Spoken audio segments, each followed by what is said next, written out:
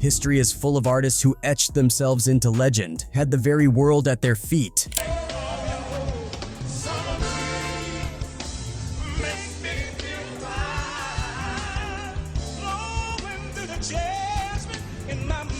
Only to see it all crumble away. Ron Isley is a man who celebrated triumph after triumph and was one of the most beloved singers in the world. And yet as time passed him by, he got swallowed up by financial issues, personal drama, and even had to go to jail.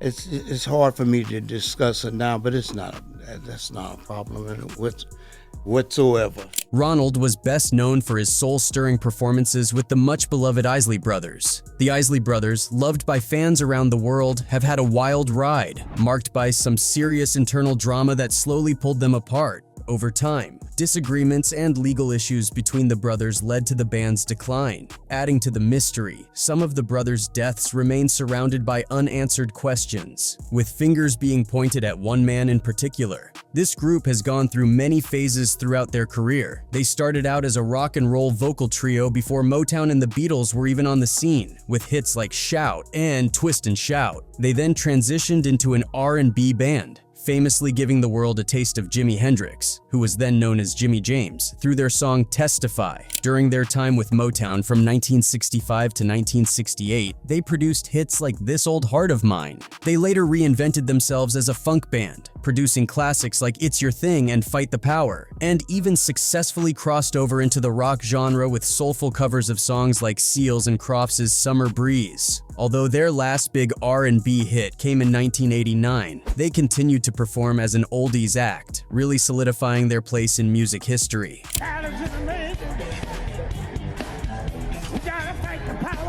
The Isley Brothers have made unforgettable contributions to the music industry. In 1976, the band, now including a new generation of Isley Brothers, Ernie, Marvin, and in-law Chris Jasper, joined the original trio of O'Kelly, Ronald, and Rudolph to create the iconic funk album Go For Your Guns after relocating to upstate New York. 63 years ago, we had the hit record Shout.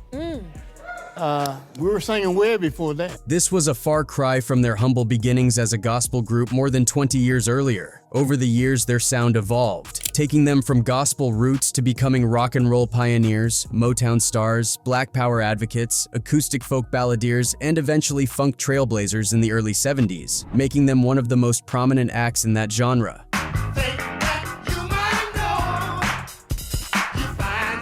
The Isley Brothers have had a huge impact on the evolution of black music, influencing not just how it was played, but also what it was called. They're the only group in history to have influenced both the Beatles, with their version of Twist and Shout, and Ice Cube, who sampled Footsteps in the Dark from Go For Your Guns for his hit It Was a Good Day. Fans often consider Go For Your Guns one of their best albums, proving that the Isleys were much more than just a singles band. Despite their success and influence, it's surprising how little has been written about the Isley Brothers. Unlike many other legendary bands, there aren't many comprehensive books or biographies detailing their story. The existing literature, including a short 72-page book self-published by Rudolph's daughter, doesn't really capture the full depth of their journey. In short, the Isley Brothers began in the mid-1950s as a gospel quartet in Cincinnati, Ohio, with the eldest brothers O'Kelly, Rudolph, Ronald, and Vernon. Tragically, Vernon died at just 13 years old in a biking accident. Encouraged by their parents, the remaining three brothers moved to New York in 1957, hoping to make it big as a rock and roll band. Their first collective song, Shout, became a million seller and even named their debut album in 1959, which featured covers of songs like Rock Around the Clock and When the Saints Go Marching In. A very hard act to follow.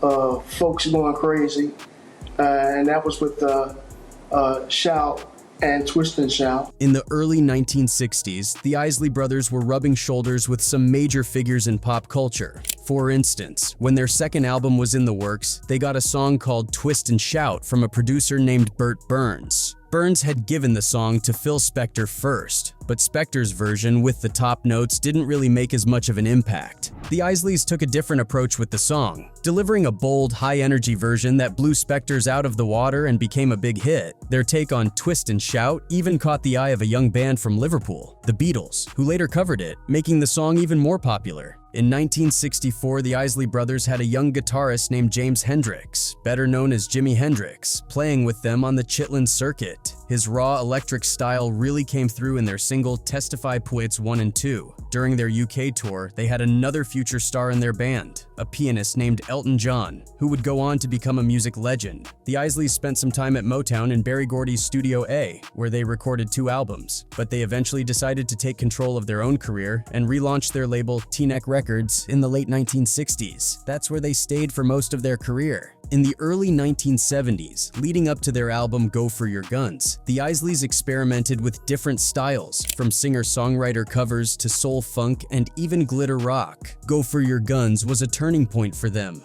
both commercially and critically. One of the standout tracks, Footsteps in the Dark, PT's 1 and 2, would later be sampled by Ice Cube for his hit It Was a Good Day.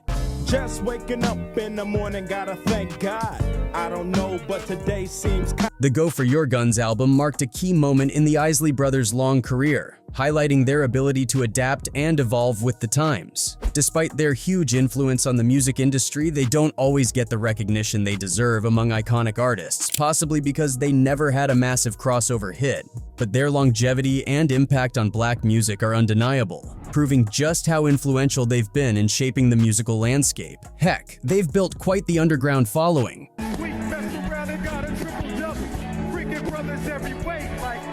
One fan said about them, "They make feel-good music, it's not that whole pitchfork stuff and all that, but does it mean we're just gonna ignore one of the most impressive run in legacy? Never mention them in anything or cover their history at all, even though all of our greats through every styles and generations. Decades of music around the globe have listened to their records and covered and sampled them. What does that tell us about them? That we should celebrate them as much as they have." And another fan added, "Some of the most talented MFs ever. They have songs, well, they'll have a little guitar lick that will absolutely blow your mind, and it's just a small part of the song. Also, their music is so foundational for rap music." For Weisbard, the Isley Brothers were pushed out of the rock canon because white bands borrowing black music is only part of the picture. He said that the separation of R&B and rock isn't just about a lost civil rights dream. It's also about how R&B grew into its own powerful category. Black musicians, long before and after the civil rights movement, were determined to create music that was both culturally meaningful and commercially successful, despite the challenges, including white appropriation. The Isley Brothers were experts at navigating the ever-changing music scene. They constantly adapted their sound to fit the times, which is something that really set them apart from most other bands. In the grand scheme of things, their place in music history or the fact that they didn't have a huge crossover hit might not have mattered to Ron and his brothers. What really mattered was that they got to create the music they loved for over 50 years without worrying about topping the pop chart. They carved out a niche as the most successful R&B group on the R&B chart, and that was a reward in itself. Their influence is undeniable, and their legacy will always be celebrated. It's worth noting that while the Beatles were never sampled on a notorious big song, and yet the Isley Brothers were. Go For Your Guns isn't just an album full of funk classics that have been sampled over and over. It's the crown jewel in one of the most incredible catalogs in American music history. But the Isley Brothers' journey wasn't all smooth sailing. The Isley Brothers, who started out in Cincinnati, Ohio, began as a vocal trio made up of brothers O'Kelly Isley Jr., Rudolph Isley, and Ronald Isley. Their big break came in 1959 with their hit song Shout, which also became a hit in the UK thanks to Lulu's version. Another key moment in their story was the release of their first single on their own T-Neck label in 1964, Testify, which featured one of Jimi Hendrix's early recordings. Hendrix recorded and toured with the Isleys before finding his own fame.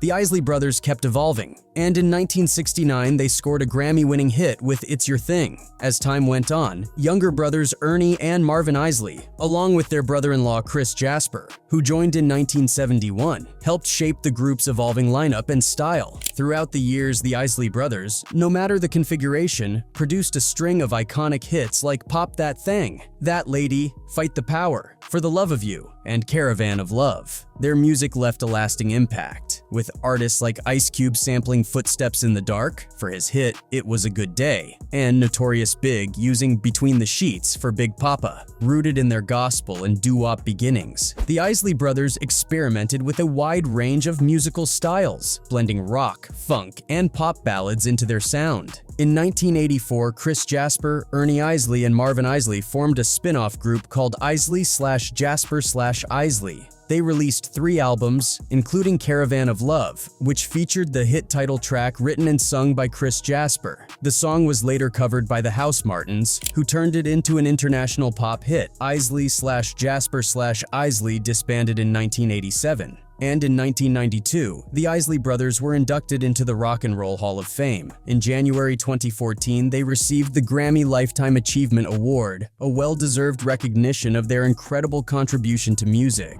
Well, I'd just like to say thank you. Thank you to the Academy.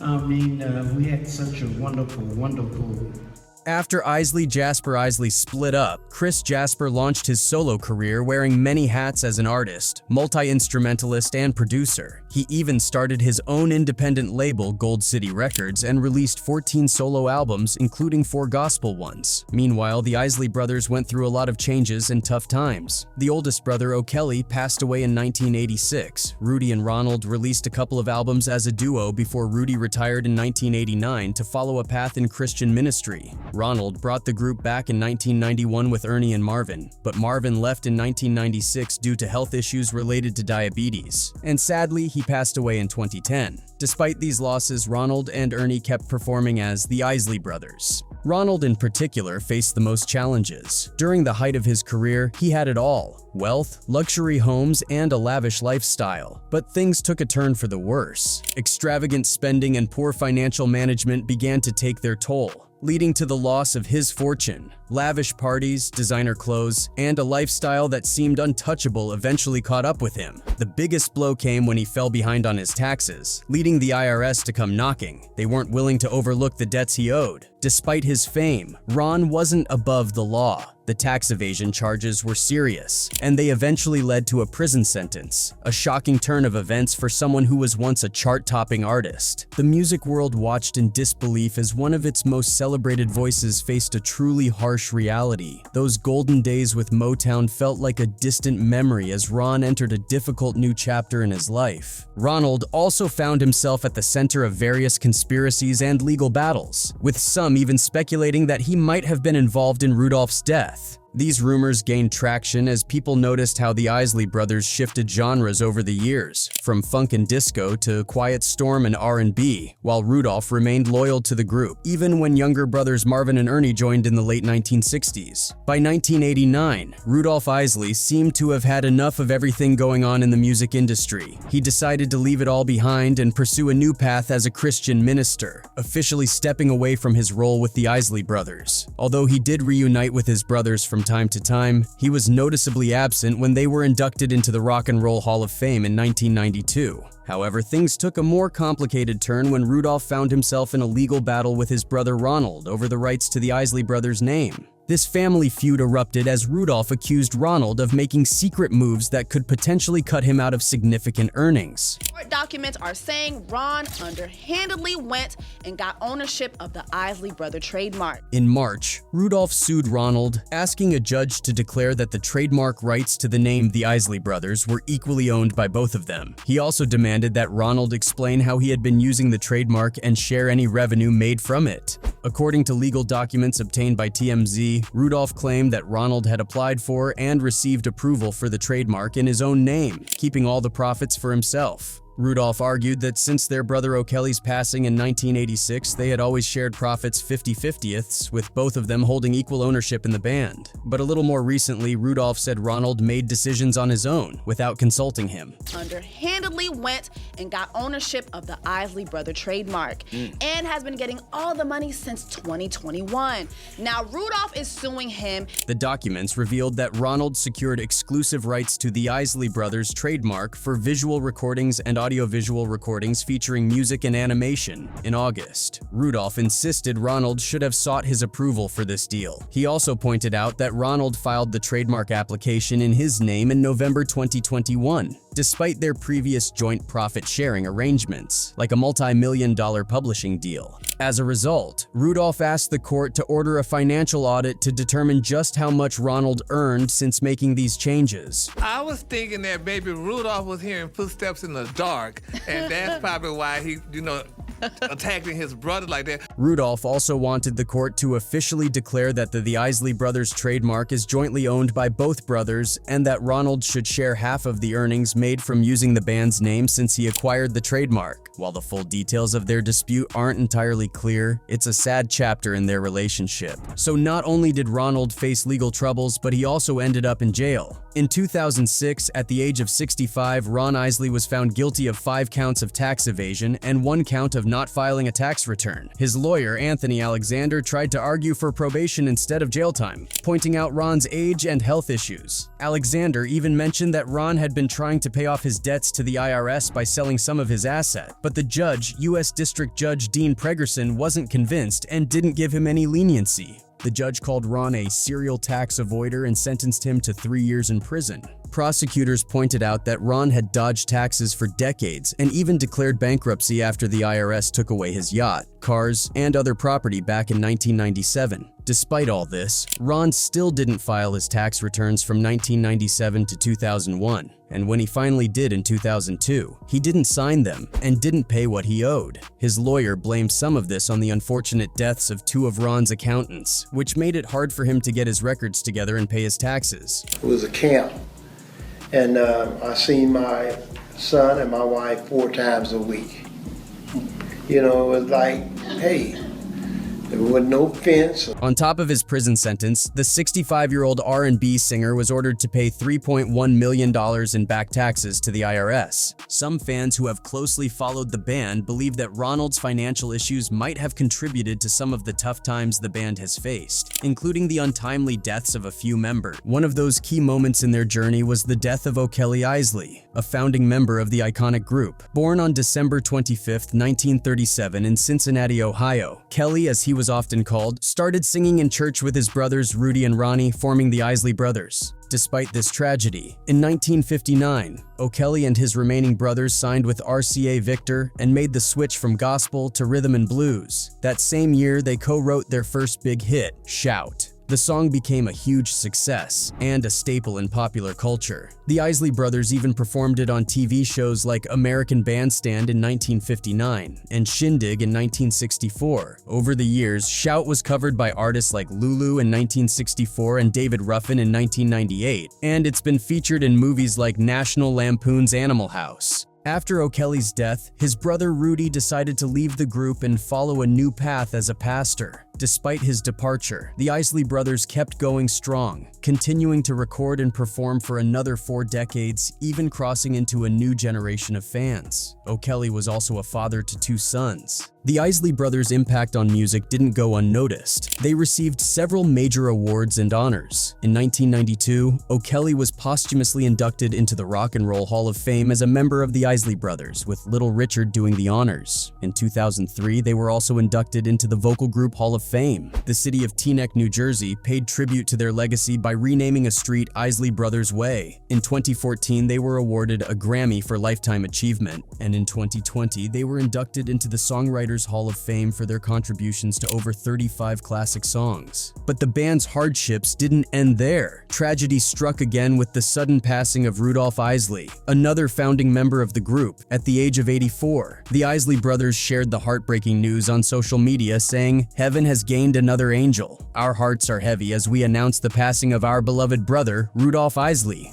The cause of the singer's death is unknown, but a source told TMZ he may have suffered a heart attack." Ronald Isley later opened up about his grief, saying, "There are no words to express my feelings and the love I have for my brother. Our family will miss him, but I know he's in a better place. The cause of the singer's death is unknown, but a source told TMZ he may have suffered a heart attack." Yet, despite all these challenges, Ron has faced some of the most difficult moments, living through times of horror and pain. He has tried to make the best of it though. Even though Ronald Isley is still riding high on his music success, he's also focused on his family and passing on his legacy. His hard work has earned him a net worth of $2 million, according to Celebrity Net Worth. Ronald has 3 children, Trinisha, Tawana, and Ron Jr. They tend to keep a low profile, especially with the way social media is today. On the personal front, Ronald is married to Candy Isley, who's also a singer and part of the R&B duo the Johnson Sisters. While his kids stay out of the spotlight, his niece Alex Isley is making waves in the music world. She's the daughter of Ernie Isley and has followed the family tradition by becoming an R&B singer herself. Alex dropped her debut EP, The Love Art Memoirs, in 2012. She performed on NPR's Tiny Desk series in 2020 and released a collaborative album with Jack Dine in 2022. So it's safe to say that Ron may have gone through a great deal himself, with fame perhaps getting the better of the Isley Brothers, but he's definitely carved out his place in the history of music as well as a better life for his family. What do you think about Ronald Isley? Love him? Hate him? Let us know in the comments below.